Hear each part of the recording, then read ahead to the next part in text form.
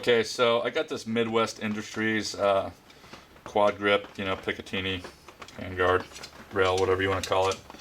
Pretty affordable. It's around 200 bucks, so I thought I'd give it a try and see how it does here on my Rock River AR15. So first, we need to get this factory handguard off. Just pull this delta ring back. It should slide right out. Sometimes they can be a little bit difficult, but not too bad. Next, we're going to need to get this flash suppressor off.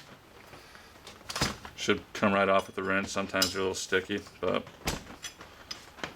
I broke this one before we started videoing here, so yours should be a little bit harder than that. Alright, so next we're going to need to take these pins out of this front sight post here.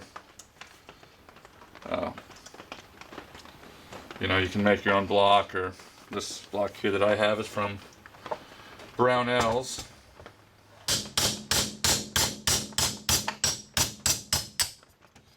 Alright, so now that these pins are out, you should be able to just find them at the bottom of your block here. Take those and just set them off to the side somewhere they won't go rolling away. Alright, now that we got our larger two pins out here, we need to go and take this pin out of the gas block here, or the gas tube, and need a little bit smaller punch. Go with a little bit lighter hammer. That one actually came out real nice. So just pull that out of the bottom here and set it off with the others. Alright, now that we've got our pin out of our gas tube here, we just need to wiggle this front sight post off.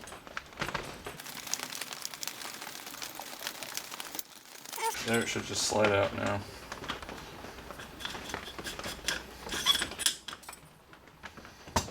Alright, so we got that off.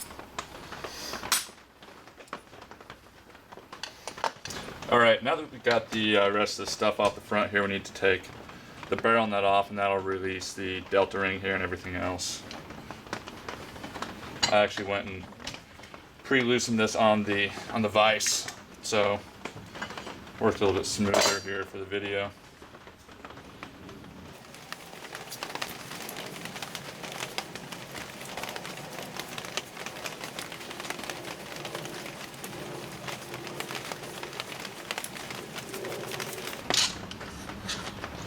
And that should just slide right off there with everything else along with it. So let's get that out of the way. Now we have to just take this off here with the snap ring, or the E-ring here. That'll release the delta ring and leave us with the barrel nut. Okay, so now we need to get this snap ring off, or E-ring, or whatever you want to call it. I just have a cheap pair of snap ring pliers from Harbor Freight, and just line it up with the holes here, squeeze and remove.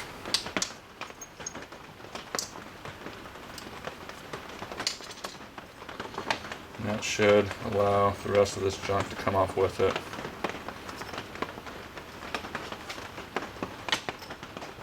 All we need is this barrel nut. Alright, so now that we have all the rest of this junk off here, we can go ahead and fasten this barrel nut. And we'll just kind of get it set on here for now and thread it down. Alright, so one thing you're going to have to do when you put this barrel nut on is, torque it down, obviously. But also, you're going to have to line up these ridges here with the little port for that gas tube. So now we can slide our sight block and gas tube back on.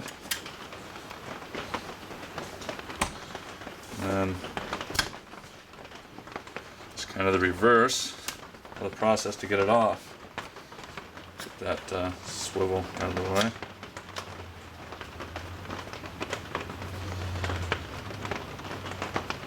Alright, make sure it's lined up with the holes there for your pins. Alright, so we got this front sight post back on.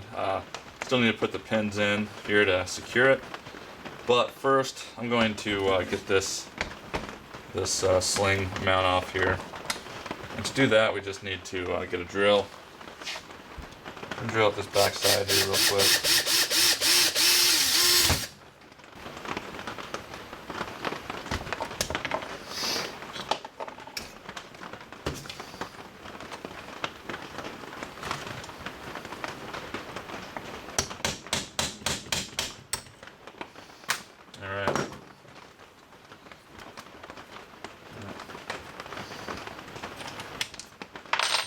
Alright, that removes that. Now we just need to put these pins back in to secure that front sight. Okay, now we just need to put these pins back in here. And one thing to remember is these pins are tapered, so they have an in and out direction, so make sure you don't forget to line those up properly. Get them started off here.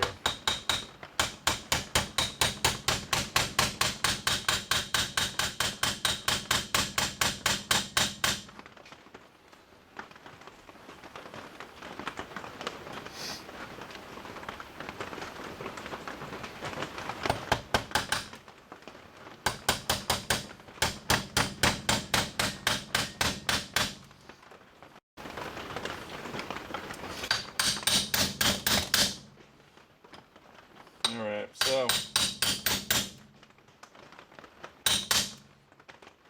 helps if you use a slightly larger punch than the one you used to take them out, a little bit more surface area so you don't slide off. Alright, so we got these two pins back in. Now we just need to get this pin in for the gas tube.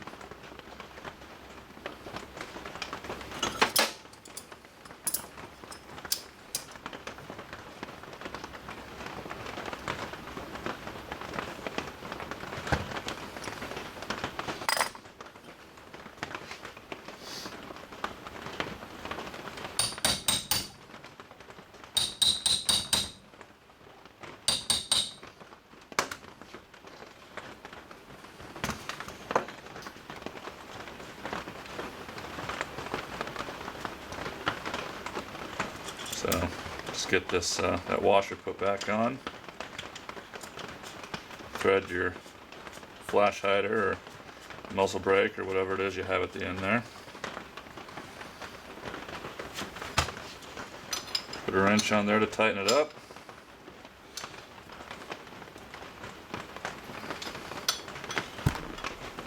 That should be secure. Now just need to mount up our rail here and secure it. Okay, now we got everything back installed here, torqued down and lined up and all that sort of good stuff. So now we just need to separate these two, the upper from the lower here. Set this off to the side and start installing the rail. So this is designed here to lock into the barrel nut, just like so. Some rails come with their own barrel nut that, you know, especially suited for that specific rail, but this one here is pretty straightforward and uses all the factory equipment here. So,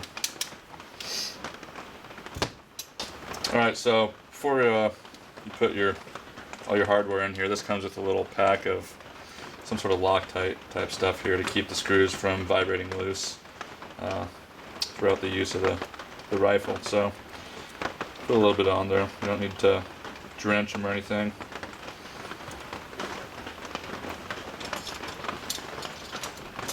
Get it in there.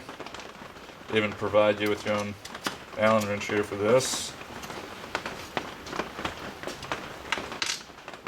You just start getting them installed here loosely, and then after we have them all in, we'll go ahead and torque them all down.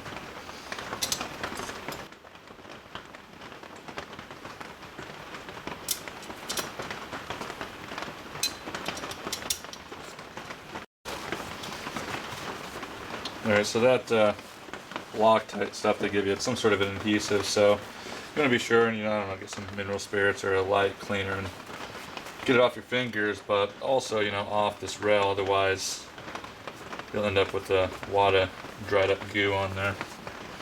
And we all know that's not good. So now that we got all these in here, we're just going to go around and torque them all down. To start off with, we'll just go up the row and then back down. Get them to a good snug point.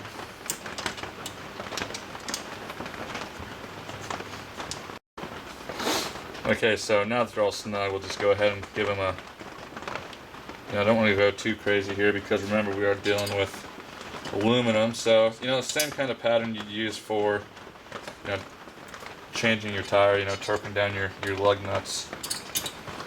Just hit one and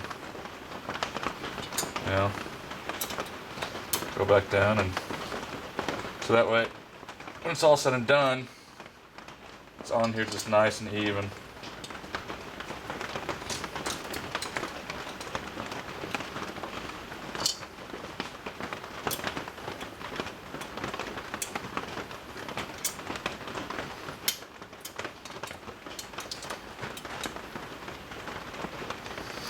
Alright, these things are pretty dang tight, so that's what we have there. Not a bad looking rail for 200 bucks, though, I gotta say. Anxious to take it out and give her a try. See how she does with some rounds down through her.